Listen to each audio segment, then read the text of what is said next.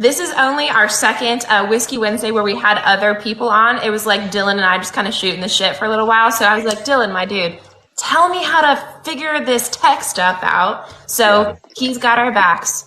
Millennials trying to figure out TikTok. I get it. So tell me about what's in your glass, because this is Whiskey Wednesday. Yes. So last week, Dylan was put in TikTok jail. We won't talk about that again this time. But anyways, he was put in TikTok jail. But I think we're safe with talking about what you have. So let me know what you're doing. Okay, so I used to work for a company called Nelson's Greenbrier Distillery. They're out of here in Nashville. Long story short, these brothers' great-great-great-grandfather invented Tennessee whiskey. Like before Jack Daniels, before anything else, these guys stumbled upon this history when they were finishing college, and in 2012 decided to like restart the company. And so when I moved to Nashville, I needed a job, and they said, hey, you can work on our bottling line. And so I was popping corks into these bottles and slapping labels on them and all that kind of stuff. And got to know them and grew with the business as I was working on my songwriting stuff, and ended up doing a lot of like marketing and photography work for them. But I told their story in full one time here on TikTok, and it got like 5 million views. And they said, hey, you should come into the office on Monday. The office, and they said, we've been getting emails from around the world about your TikTok and people wanting to buy this, and they're really excited about what we're doing. And I was like, oh man, that's great. I just like telling good stories here on TikTok. And so they were like, well, we're going to get you a little gift bag of stuff. So this was one of the things they had in there. Obviously, I've enjoyed quite a bit of it. But they take one of their bourbons, they put it in a whiskey barrel, as you do. They age it, and then they take it out, and then they fill up that whiskey barrel full of honey, full of a local honey, and then they sell that honey gets sold by the honey company, and then they fill that barrel back up with whiskey. And so they have this special release honey cask. It is more money than I can spend on whiskey, but they gifted me a bottle, and it is very, very good. If I had the money, it would be worth it, but I don't. I love that. Okay, so you're in Nashville right now, right? Yeah. You're in right East, here in the middle of Nashville. East Nashville, yeah. Guy? Me too. East Nashville. Yeah. I feel like we're probably weirdly like in a 1.5 mile vicinity of each other right now. Yeah, we're probably neighbors. We could possibly be neighbors, honestly. I'll talk to you outside of this public platform about specifically where. We'll meet up at Mickey's and we can talk about it. And we won't tell them where it is. We'll pick it's a medium, like middle point. Anyway, okay, yeah. So Nelson is one of the ones that I haven't been to. Is that the one where they now have like the longest or the biggest bar? Is that the right one that I'm talking about? They just did a big renovation over there, so I'm not really sure what all they have going on. I haven't worked there since 2019. I worked there for about 5 years, and then I stepped away to focus more on the music stuff. It was just getting to be, so I stepped 2019, but still good friends with those guys. But they just renovated everything, so that might be the one. It's a beautiful new bar that they have. Okay, perfect. Yeah, I keep seeing on TikTok that they might have the Guinness Book of World Records for like it's the longest bar or like the longest horseshoe bar, something. I don't know. I could be wrong, but I think it is. Anyway, that's super cool, man. So you fit perfectly for Whiskey Wednesday. He's an industry plant. FYI, I'm just kidding. Yeah. I'm just AI. He's just AI. Yeah. So this is another semi-local one. This one's Leaper's Fork Distillery Bourbon. I went there I would say about a month ago to like scope it out for an event. It's strong. They've got the rye, they've got the bourbon, and they've got this, I think they've got maybe a white one. Is that what it's not white whiskey, it's white bourbon or something like that, but there's only white whiskey, just an unaged whiskey. Okay. Yeah. Love it. Well, that's what this is. So cheers, Dylan, cheers to what you've got there, my friend. Bringing a cigar back. We'll make it work. Oh, I see. He's not allowed to show that. Got it. Yes. Okay. Yeah, they don't like those things. That makes sense. Makes sense. Hopefully it doesn't show our stuff to that demographic. Anyways, I digress. So, y'all, I'm super stoked to have him here. I'm a huge fan of both your music and your content that you create. Dylan and I were just talking right before you jumped on that you're kind of like, I'm not surprised that one that you did for them got so many views. You're like really, really, really good at social content. I think you're awesome at it. So we'll do like our little rigmarole. If Dylan, you want to intro yourself, I'll do me, and then Joel will have you pop on and just like say kind of hello. I already have people in my chat that are just like, oh my God, I love him. I didn't even know he's on TikTok. So hopefully we got some people that are following you there too. But Dylan, take it away, dude. Take it away. So for sure, I'm Dylan. We're here on country music historian, and I'm so excited to have Joel Adam Russell here with us. So that's all I got to say about that. Nikki, go ahead. Yes, sir. Been across the platforms as Nikki in Nashville because my name's Nikki. I live in Nashville. Hopefully that's pretty clear. I love talking about country music, great country music. That's not necessarily played on the radio, but highlighting some of the ones that I'm finding across other socials and that are more like indie, different kinds of style.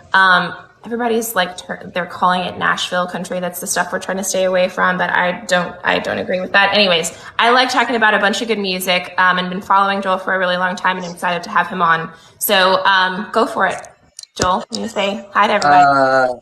I'm adjusting my thing. I'm Joel Adam Russell. I'm an independent Americana alt country musician and songwriter. I live here in Nashville, Tennessee, and I'm excited to be here with you guys. Love it. Love to hear it.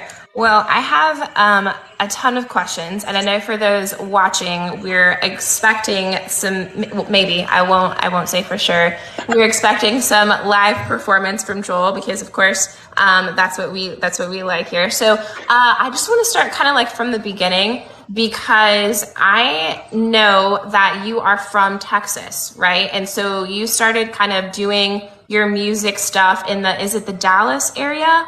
Or do you want to kind of talk about like how young you were when you got started, how you got started? Tell the whole bar story because I think that's super interesting for people.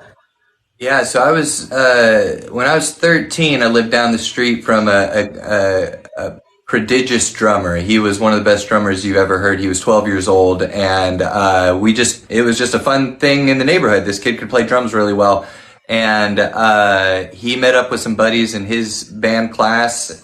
And they said, anybody who could sing. He said, well, Joel can sing. And so at the age of 13, and I was in 7th grade, and they were in 6th grade, one of them was in 8th, we started a rock band. And we started out like a lot of people start bands, playing cover songs and things like that. And one of their dads came into our rehearsal room, and he said, hey, boys, you sound great. I have a question for you. Do you want to be a garage band or do you want to be the biggest band in the world? And we were young and, starry-eyed, and we said, well, we want to be the biggest band in the world. And he goes, well, you need to start writing some songs. And so that's what we did. We started writing songs. And we as soon as we had 10 songs, we played our first show, and we just kept playing shows, and the momentum grew, and we got asked to play, festivals like Warped Tour, and played for the big rock radio station there in the area. And we played about 200 shows in 4 years, with school and, sports and all the regular stuff that kids are doing at that time. That was, we were trying to make it a thing.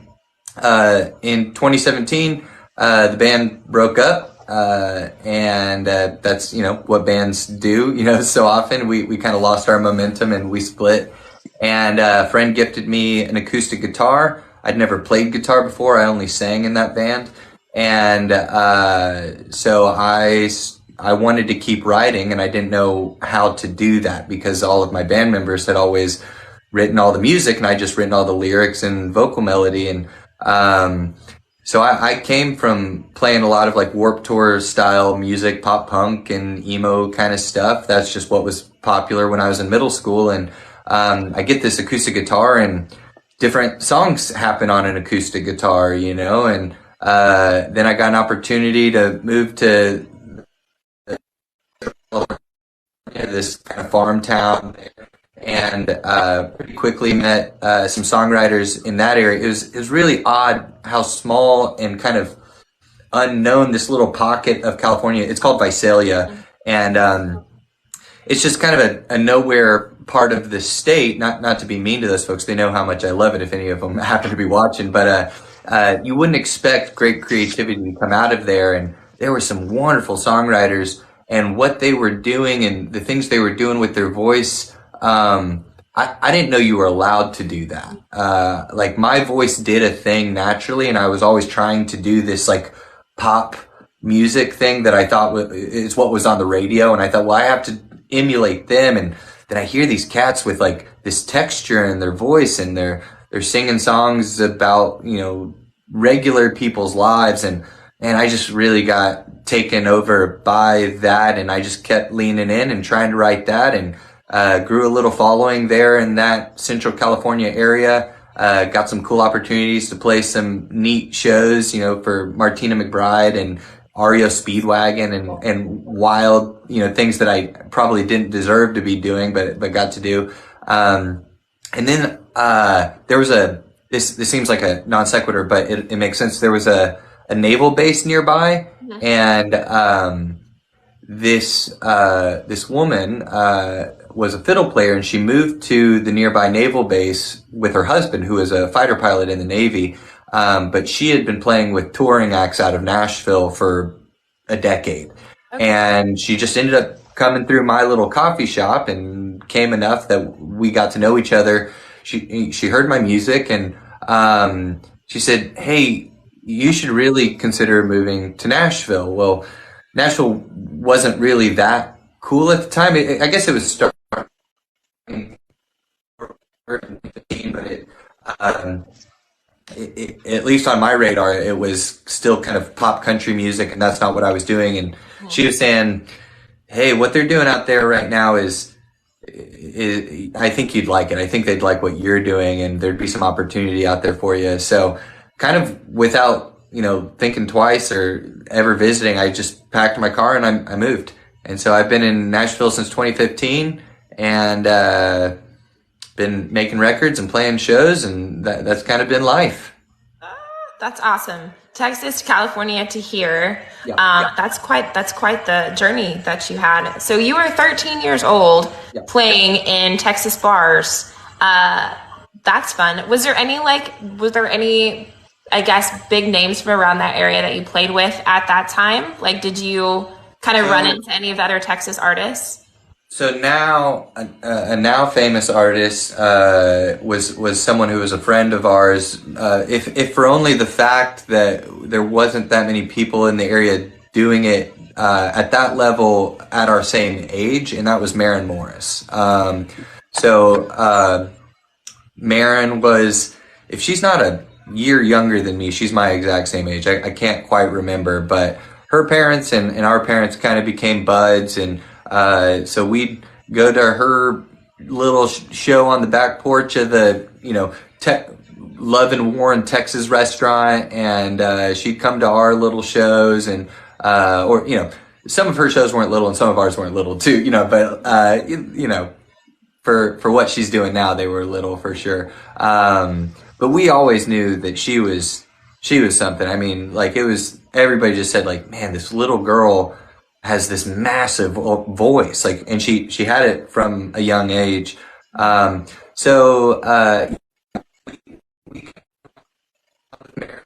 a little bit. I crossed paths with Casey Musgraves. I never met her, but we ended up on a Battle of the Bands together. And I didn't even realize that I'd played a Battle of the Bands with Casey Musgraves until years later, when she had become really successful, and one of our band parents was like, "Hey, you know, Casey was at that Battle of the Bands with you guys." And I was like, I had no clue. I had no idea. We were all nobodies, you know, and one of us still is. Sorry, self-deprecation, you know, it gets me through the day. I'm the same. I was gonna say, we all tell each other ourselves that stuff, yeah.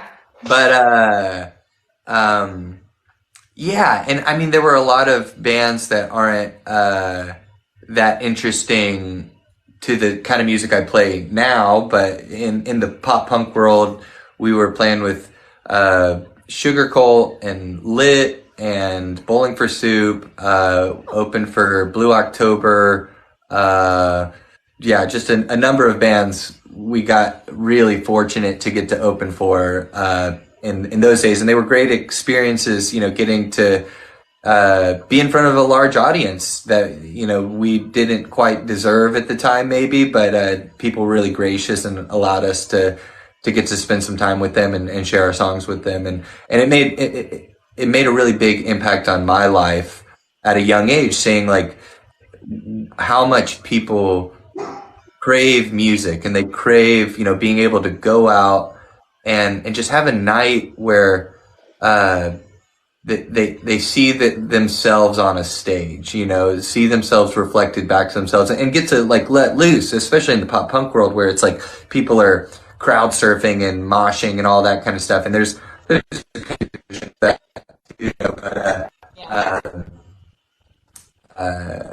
but yeah, it meant a lot to me to see that something I could do could bring that kind of joy to other people. And so I've been chasing that dragon ever since. Awesome. That's so cool. People's paths cross. The story is great. Dylan, I know you have some stuff along these lines. You want to take it over here? Yeah, for sure. So, funnily enough, in doing my research for this show, I realized that I knew who Jewel was before I knew who Jewel was. Really? Yes. Being a punk kid from the East Coast, that Warped Tour crowd, I was privy. Wow. And I didn't know that. That's so cool.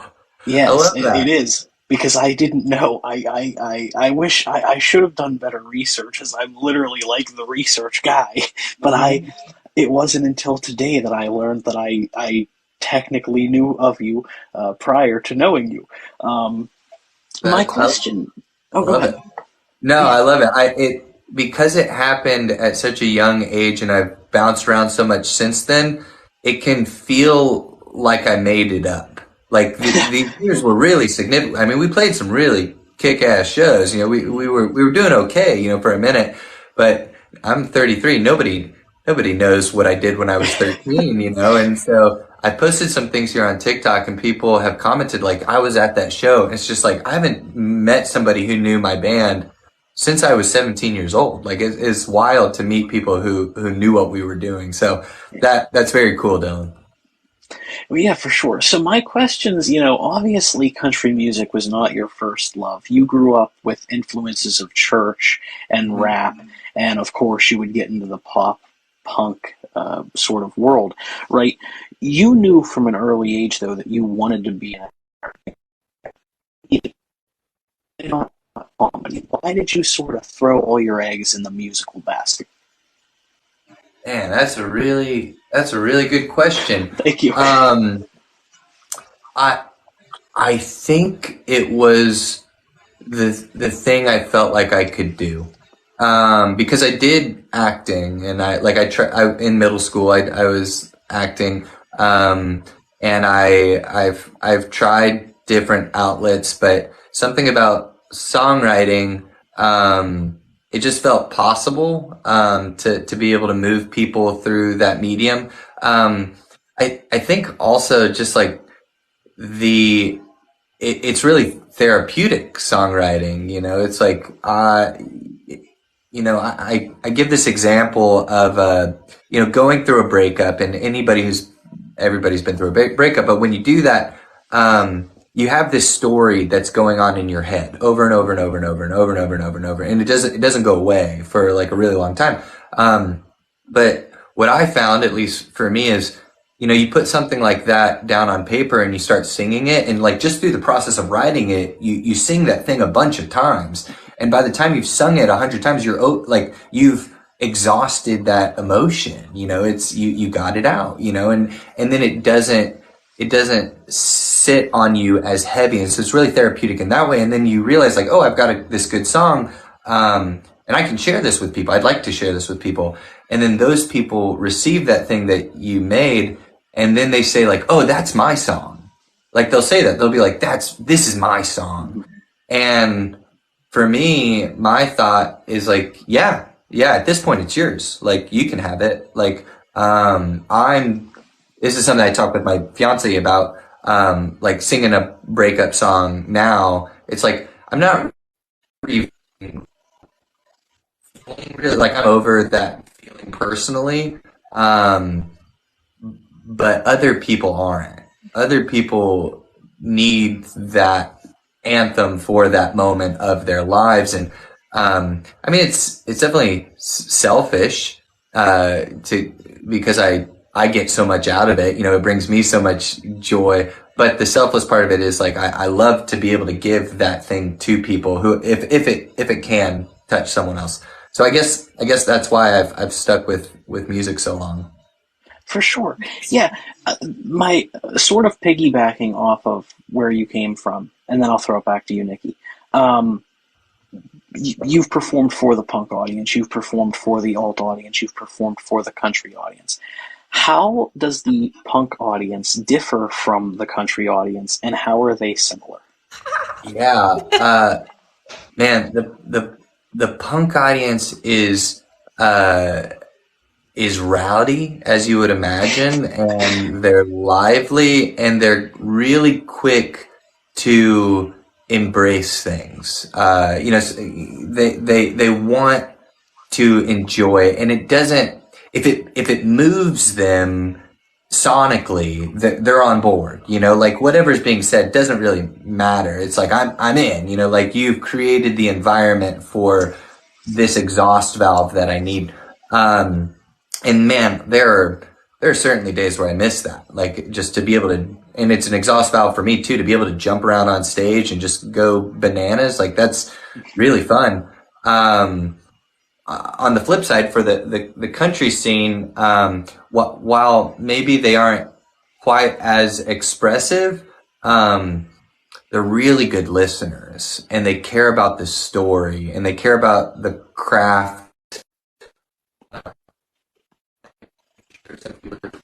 Pretty strong, you know, but I think a country audience often you feel seen, and you feel like you see them, and that's a really special relationship. So like if when I was playing a punk show, like you'd know you were doing good if a mosh pit started. If you created a mosh pit, like you did it. Like that's you won the day, you know. And a country show, if you get everyone silent, it's the total opposite. If you get everyone silent, you win. You've won the day. You know, if nobody's like talking over their beers or whatever, and like you've just captivated them They're with the relating. story. They're aligned with you in that moment. Yeah. So those are kind of the moments I live for. Now, I have dancier songs. I love to see people get rowdy and still stomp their feet. That's still a part of me. I love to move people externally or internally. Either way, like whatever way, I want you to move, you know, and that feels good to me. So yeah. That's a really great answer. See, the thing is I'm probably the right person to be asking that question, as I am like the country music breakdown person. But go ahead, Nikki, with some of your questions, and then, you know. I want to kind of piggyback off the topic before that, which is kind of the topic we were just discussing, because I feel like every time I talk to somebody, they have a new perspective, or they open up a new perspective for me about music and their influences and reason behind writing and all that kind of stuff, which is amazing. But you talk about like writing songs for yourself at the beginning. And after you've sung them enough, you've exhausted that emotion, or you've gotten over it, or that's the therapeuticness. You know, at that point, then you are singing to other people. Like you wrote that song for yourself, for like something that you're going through or something that you're feeling, and you sing it enough times. Like I feel like you said, then that kind of like helps you get over it or something. And then after that, so many people relate to it that you continue now to sing it for other people, which is a very interesting way to think about it. I don't know if I ever thought about it that way, but I'm curious, like if at some point, I guess any of the songs that you've written that you are still playing today, you kind of feel like almost exhausted by, or like if something is like, did you ever get to that feeling where like you've played it so much that it's almost overwhelming, or it still feels like good to you every time? Uh, no, I mean, I've definitely had songs that I felt like they'd had their moment. I generally think if a song isn't moving me or somebody else, I just stop playing it, and then I have a really bad memory, and so I forget it. To tell you the truth, so like the first record I ever made, it's a bad record. It's not on the internet, and you can't find it, hopefully. But the reason I recorded it, the thought that I had in my head was, I'm going to forget these songs if I don't put them down on a recording, and I'd like to have a catalog of these memories. And so all of the songs, like when I say like I exhaust the feeling, it's that like it's a way to use a song to keep like a hurt from just festering inside yourself. But it like in some way it's like that memory, like a tattoo, is like it's on you, like it's there with you kind of forever in some regard. And so that I let me capture these important moments for a little bit. And so playing a song, even an old song that I've played a bunch of times, it's kind of like looking through an old picture book of your life and being like, oh, I remember that. Like I remember where I was with that. But I don't know that I've had a song that I've had to play so many times that I'm really sick of it. Like Take Me Somewhere, is the most listened to song that I currently have right now. I wrote that song 13 years ago. It's on that first record. That wasn't a good record. But I really liked that song. I actually just put that record on the other day to see if there were any other good ones, and there were not. The other 9 are not good songs.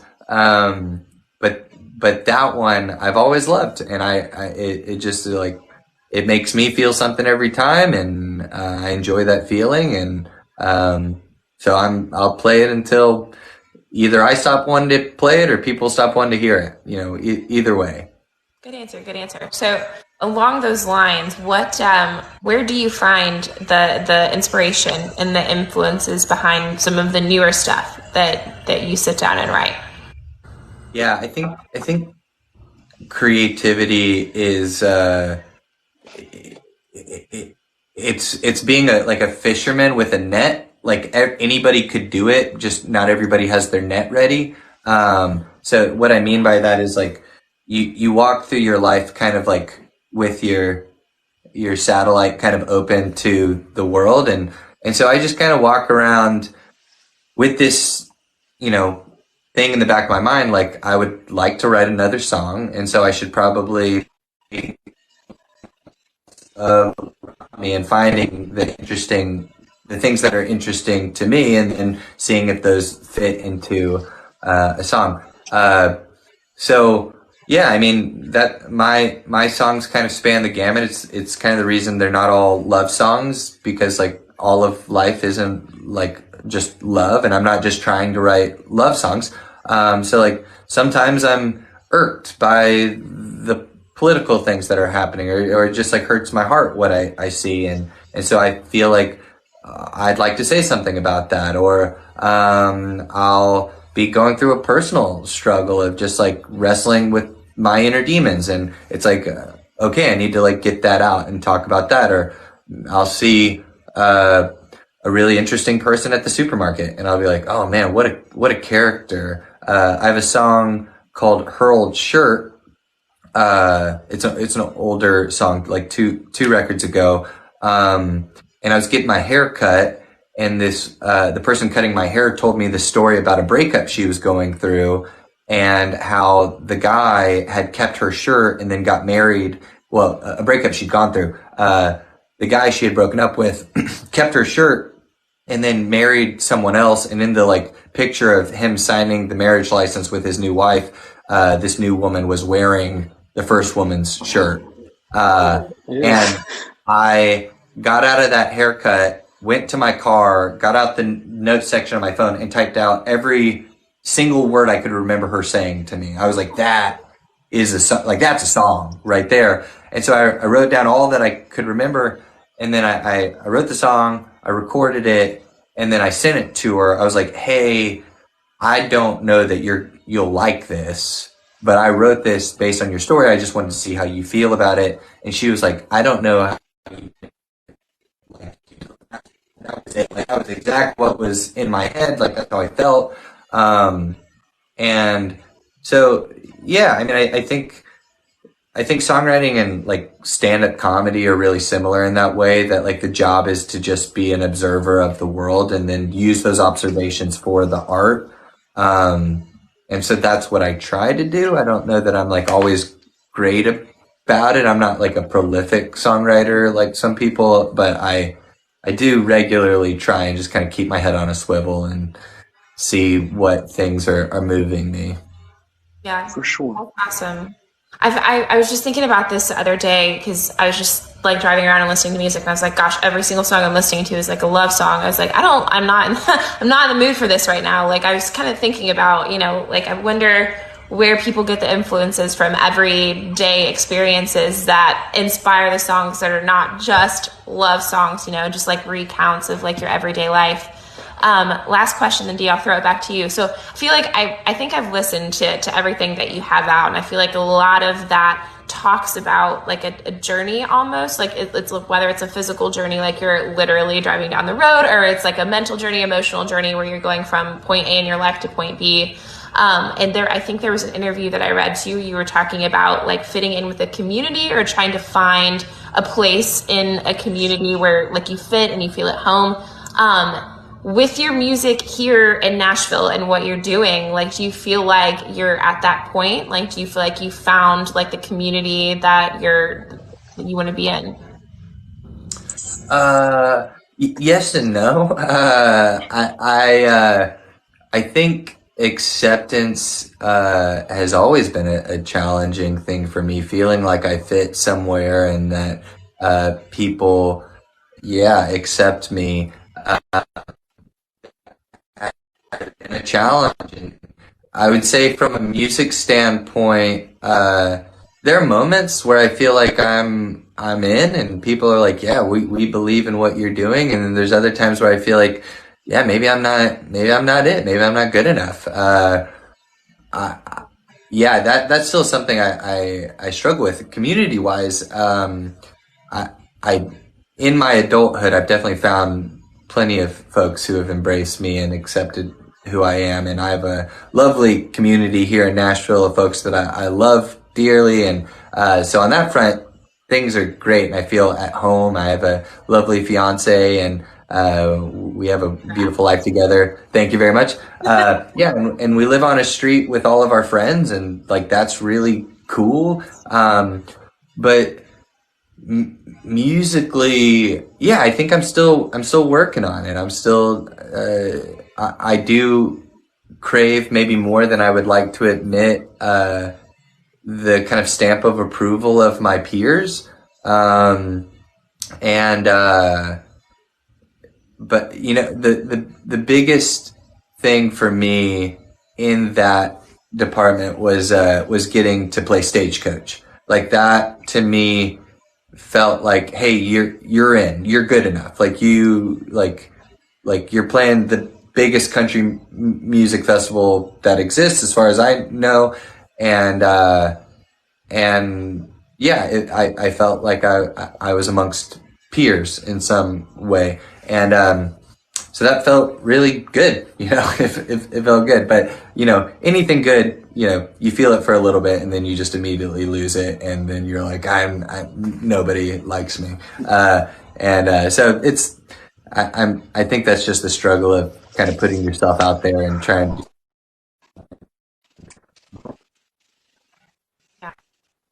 Cool. Good answer. Thank you for sharing that. Dylan, what you got, dude? First off, I mean, should we throw it to Joel to maybe do a song for us if there's something particular you wanted to listen to, Nikki? Let's do it. We're about halfway through. Do you feel like doing one right now, Joel? Sure. You want to throw it in the middle? Sure. Let's do it. Well, we could do Take Me Somewhere as most listened to. You want to kick that one off? Let's do it. Let's do it. So excited. Too many killers.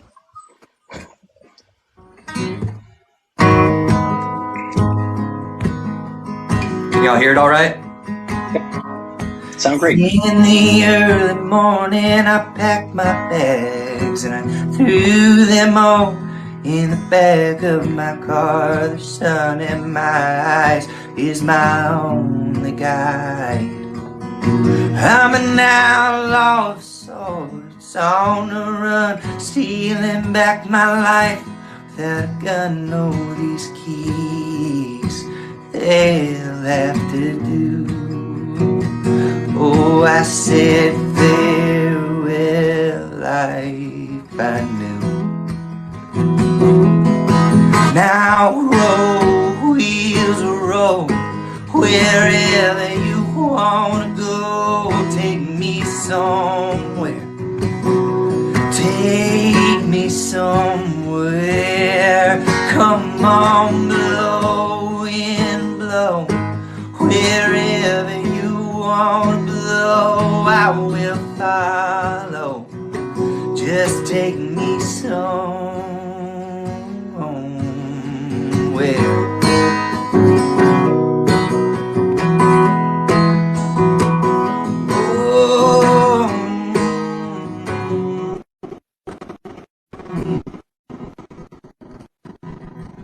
I never knew what freedom was. I'm sure it tastes a lot like the dust that's kicked up by my tires on this old road.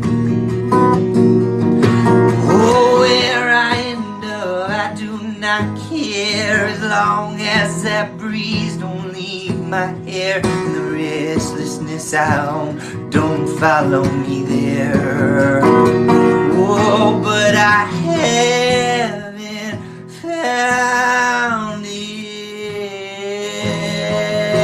So roll, wheels roll, wherever you wanna go. Take me somewhere, take me somewhere.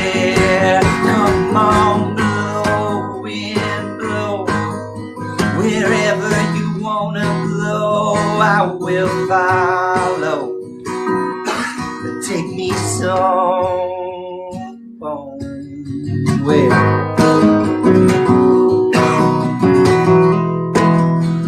Oh,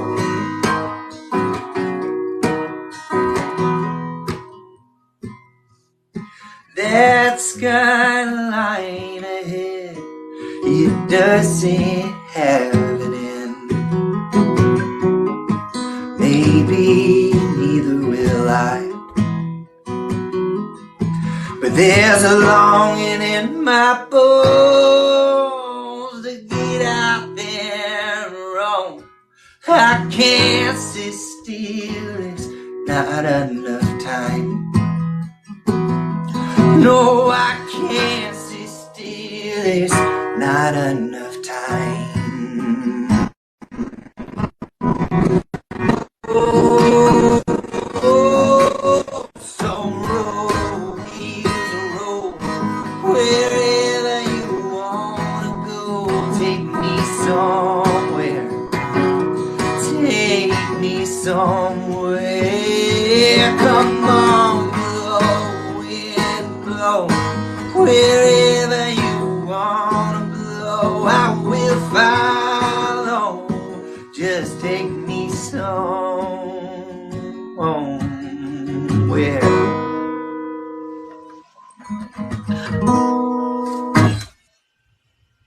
Yes. Thank you so much. Thanks, Steven. Appreciate it, man. Glad you liked it. You know, I've often compared you to some different artists, and I know every time I compare you to an artist, you always appreciate it. But the first artist I ever compared you to was Roger Miller when I did my, if you like this person, you'll like that person series. And I know Yeah. you really like that. And then in my most recent video, I compared you to Chris Christopherson. And Oh, wow. you really are one of the, premier kind of singer-songwriters. Like, there's a quality that you have that I haven't heard in a writer, you know, since Tom T. Hall, who's my absolute favorite. Your favorite. Oh, man. Oh, man. Yeah, that's huge. I do have a question for you.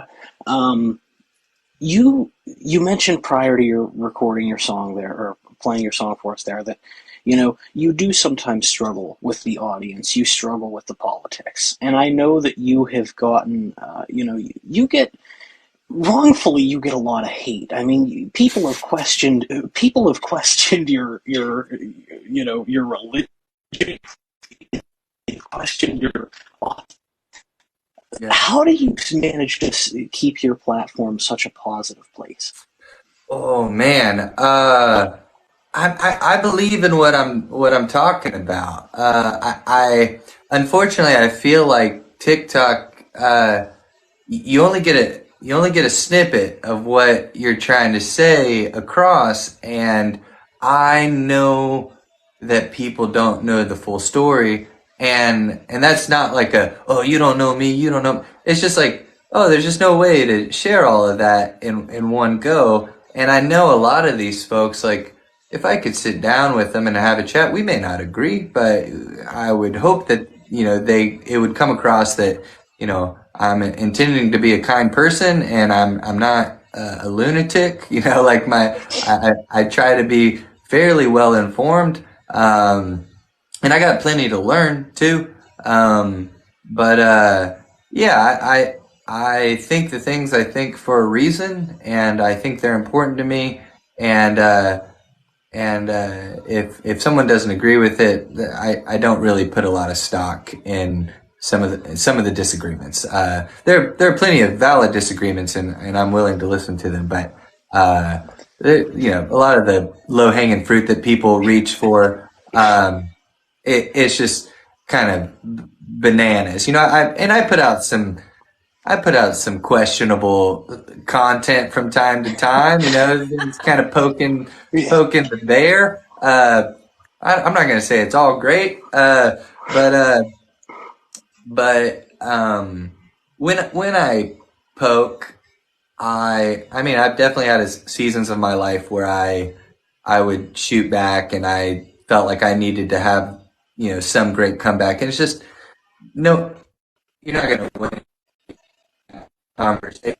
And so it's better for me to say, this is what I believe in, this is what I stand for, this is what I think is good and right. When it comes to the, well, I guess it's political conversation or the religious conversation, the people that are set in their ways about what they believe, you're not going to convince them. And I'm not trying to convince them. I grew up an evangelist, and that was kind of my whole upbringing. And I have my personal beliefs and faith and what have you. My role right now is not to evangelize to anyone with my belief system. It is to be a refuge for people who find themselves in a similar place to me. And so if you're struggling with, like I posted, I don't know if y'all saw that video of me, Hey There God. Yeah. That to me is a person of faith. Like I'm not afraid to say, like, I'm a person of faith. And, but if you can't ask a question, something's gone wonky, like but I think a lot of people think they can't ask questions. It's one or the other. It's either you believe or you don't believe, and, I think, wherever you're at, you got to be able to ask questions. You got to be able to learn and grow and discover what's true. And so that's where I find myself. And so, Yeah, I'm happy for people to question me or to be frustrated with me. I'm not trying to make people frustrated with me necessarily. I think there are some hateful things that happen in the world that I get angry about, and those people I don't care if they're. Uh, uh, I mean, Yeah, me. I'd much rather win them over with love, but Yeah, sometimes I'm like, yeah, screw it, whatever. yeah. I'm right there with you, sir. I think that's the perfect way to answer that question. I don't want you to feel like I'm asking you difficult questions in a No, way to be a dick. they're I'm very asking you thoughtful difficult questions, questions Dylan. because as a writer, I know that writers, there's a lot going on in their heads, right? And this is a segue to a question, I promise. But you had mentioned earlier that comedy and music are like this, and I Yeah. think that's so true. And one of the things in these two walks of life is there's a lot of sadness, there's a lot of despair and depression at times. It's funny, the people who entertain and make other people laugh are sometimes the saddest. Having Sure. said that, you've written a lot of really happy, funny, witty songs, but you've also written some pretty dark stuff. What do you prefer to write, and what do you prefer to listen to? My favorite songs to write are things that very intimately hit the human condition, which often includes suffering, with with a touch of humor. I think nobody did it better than John Prine. Like he could just like what is it? Your flag decal don't get you into heaven anymore. Yeah, Like give me a break. Like give me like he is saying the world in that line, and it's like the funniest line, but it also has like a weighty hmm, thing to it, and I don't necessarily I kind of oscillate between the two, and I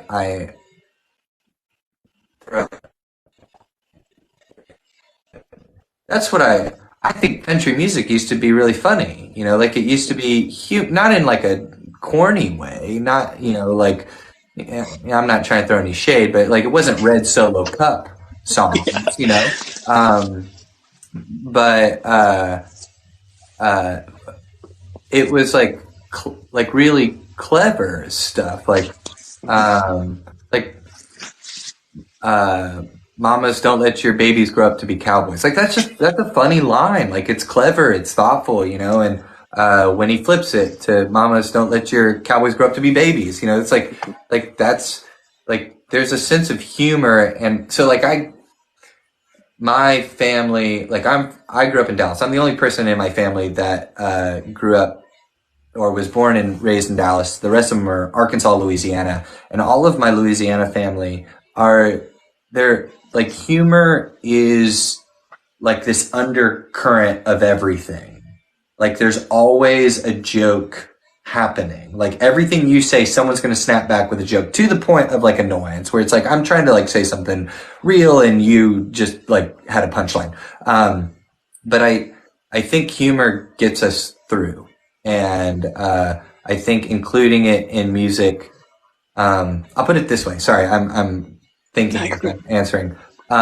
I tried stand up comedy for a very short stint. I wasn't great at it. But I had a realization while I was doing it in that I don't think comedians want you to think that they're funny. I think they want you to think they're smart. And when they make you laugh, it's because they said something really clever. And so humor is like a marker of intelligence. And so yeah, I think if you can make someone laugh in the middle of a serious song, like to me, it's like, oh, because I didn't get grades. And so if I can feel smart at 33, that makes me feel good. So I think, by the way, this next question is the most serious question that I will ask you. And I promise, if you don't want to talk about it or whatever, you don't have to. But a couple weeks back, you posted a song about some letters that your fiance's ex had been sending, and you put that into words. Obviously, I want you to share with us, what you can of that story and that experience and what that was like. But also, was she a part of the creative process for that song? Yeah. So she doesn't want me to talk about the story very For much. sure. So I Understood. won't do that. But I wouldn't. No, she wasn't in the creative process. What happened was she had told me the story. Um, it flared up again, and she said, because she's exceptionally loving and very supportive of what I do on TikTok and with my music and promoting my music.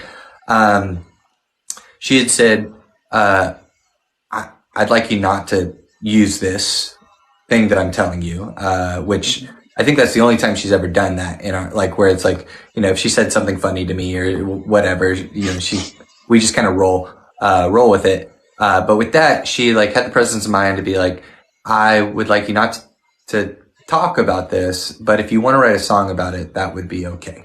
And so that is about the extent. And I think my caption in that video was maybe a little more than she was comfortable with. And so, that was my bad. But, uh, Of course. Yeah, completely I, understand. I will be finishing that song. I haven't finished it yet. All I have is what I posted. And, um, yeah, I think I'll finish that one, and it likely will end up on the next record. And the reason that I asked that question, like I said, it's not trying to be dickish. You had said earlier, you were talking about truth in your writing, and I think what a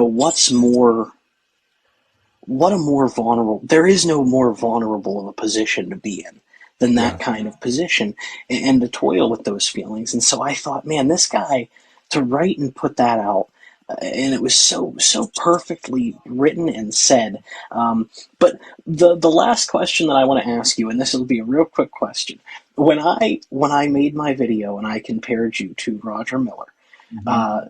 uh, there were some other names that were mentioned in that video of artists that people should check out, and your comment section blew up because you had never heard of Ian No. Oh Have you yeah. now looked into Ian No? And if you haven't, it's okay.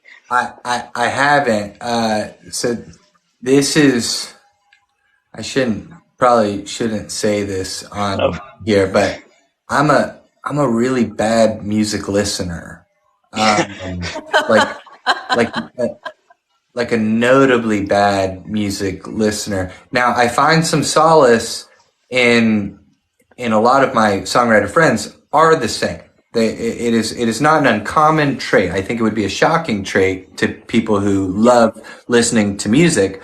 Um, but and I am trying to get better and carve out time to do that. I think if I were to make an excuse for myself, it would be that um,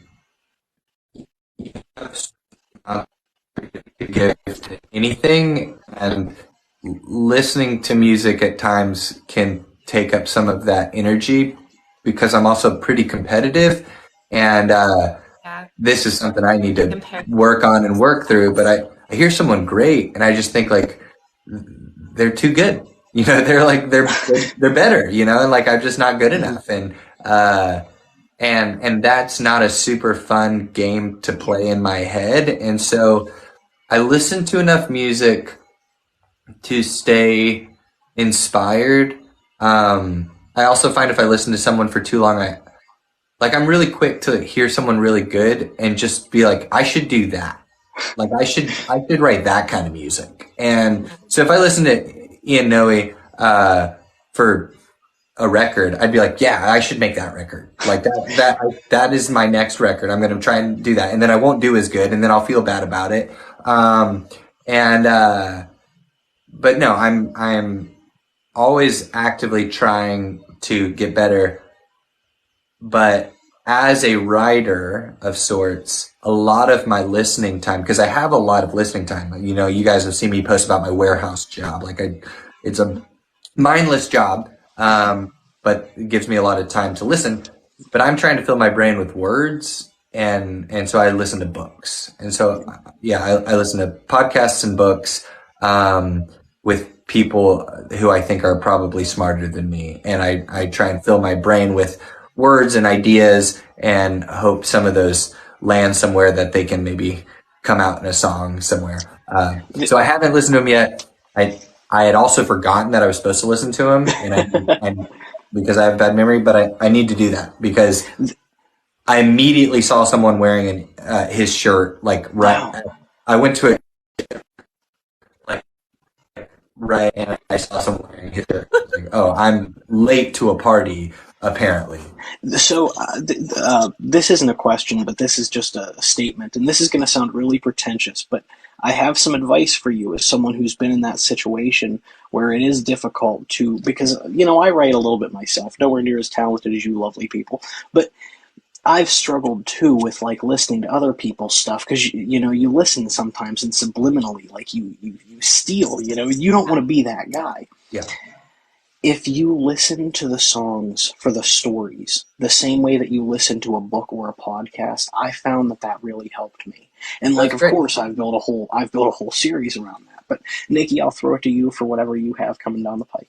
That's fine. I was gonna say first, I think some of that content that you create about the warehouse is it's so real and it's so relatable and it's great. That's some of the stuff that I absolutely love about what you put out. Because it's like, you know, you're doing that along with creating music, and it's a very just like, I don't know, I'm almost making people aware about what it takes to do this. And I don't know, I love that part. But I know we only have like 3 minutes left. I'm going to make sure that you have time to do another song, but I also want to give you time to plug some new music that you're working on, any shows that are coming out, and then two, talking about God, Gold, and Glory, which is your most recent full-length release, right? Yeah. Okay. So maybe like talk through, I guess maybe what it was like to make that album, if you have anything new coming out, and then where people can see you in the next, month or so. Yeah, so maybe shortest to longest. The next show I have coming up is November 14th at 3rd and Lindsley with a guy named Jonathan Payton, who, if you haven't heard Jonathan Payton, you need to go look him up. He's doing some great stuff right now. He's getting some people are on Jonathan Payton bandwagon, and it's well deserved. I went and saw him after I flew back to Nashville from Wyoming and got off the plane and went to his show, and he's great. Is he opening for? Sorry to interrupt you. Is he doing a show this week? Likely so. Yeah. He's been he had something with like Head in the Heart and Penny and Sparrow. He opened for Zach Bryan a couple nights at Red Rocks. So he's been doing a lot of great stuff, and so I'm really thankful that he asked me to open for him here in Nashville. That's going to be a good time.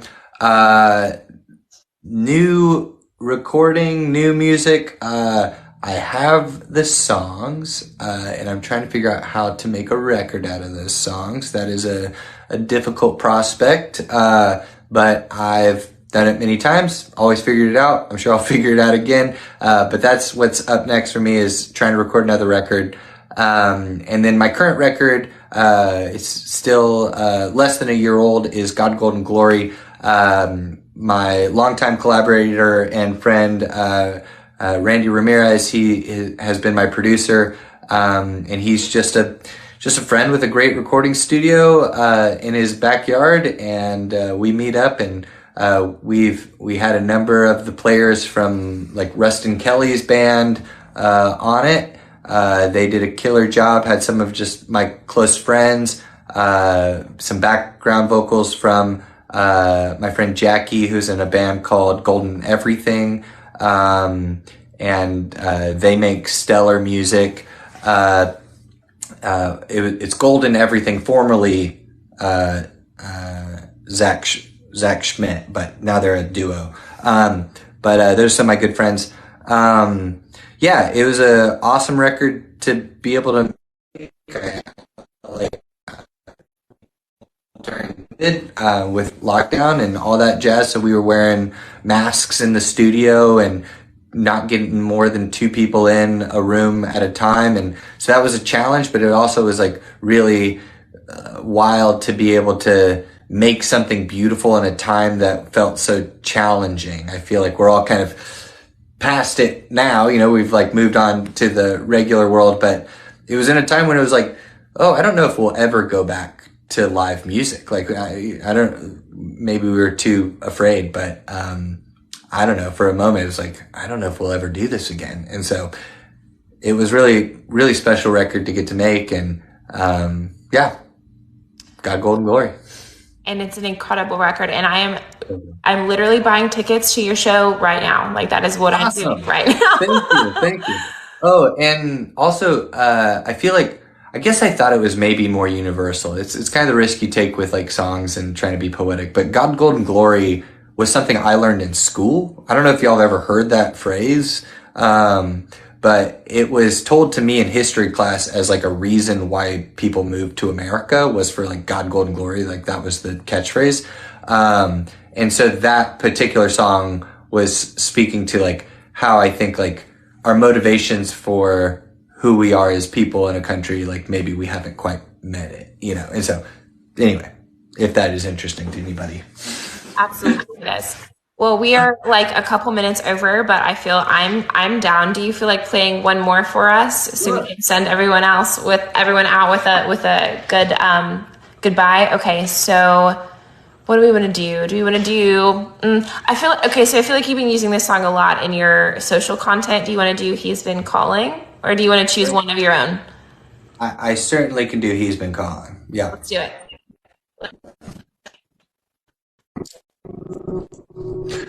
Dylan, Nikki, thank you so much for having me. Folks who've been watching, really appreciate you guys. Y'all have been really, really sweet to hang out with us.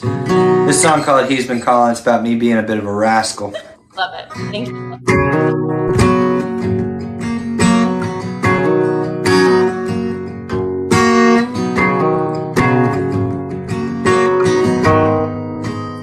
No, I ain't what you call an agreeable man. Words getting around everywhere I am. Little bit of trouble can be found, like that old dog in the alleyway. I'm getting into everything. I've been whooped more than I can say, and I keep doubling down. Oh, I'm a no-name man from nowhere town. Ain't got nobody missing me at home right now. I got no problem making problems, raising hell with no one to answer to but the good Lord himself. But he been calling.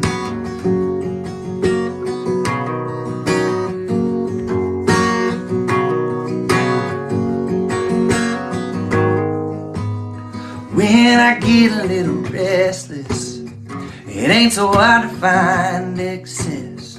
A little something to help this normal scene. From California to Texas, I went searching down Tennessee. Took a look over my shoulder and that ghost still following me. Nowhere town, ain't got nobody missing me at home right now. I got no problem making problems, raising hell with no one to answer to but the good Lord himself. But he been calling, he been calling me, he been calling, he been calling me.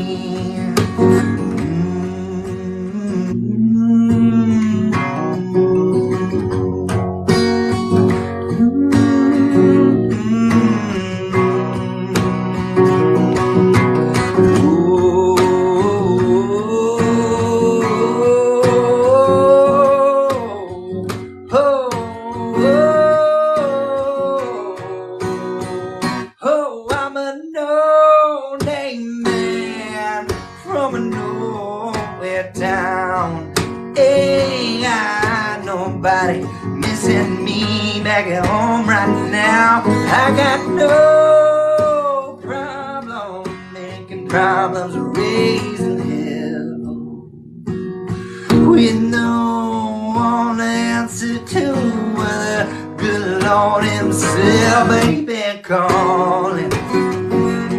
He been calling me. He been calling. He been calling me. Oh, he been calling.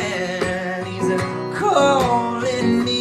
He been calling. He's calling me. Guys. So much. That was amazing. Joel, I appreciate you so much being on with us. Guys, Joel Adam Russell, go follow him. TikTok, Instagram, Spotify, all the stuff. Check out the new music. Check out all the music. Look at the upcoming shows. Appreciate you, man. Thank you so much. Keep it up. Love everything. Thank you, guys. That's it, crew. Let me know what you think. Put it down in the comments. Would love to hear your opinions. Give me some suggestions on what we want to talk about next. What sort of playlist can I put together? What non-mainstream artists can we highlight? What other scandals can we discuss here at Talk Nasty to Me? But don't forget to like, comment, share, and smash that subscribe button. It's the only way I continue making content for y'all. Let's fix your shitty country playlist together with some new incredible stuff. I'll see you next week.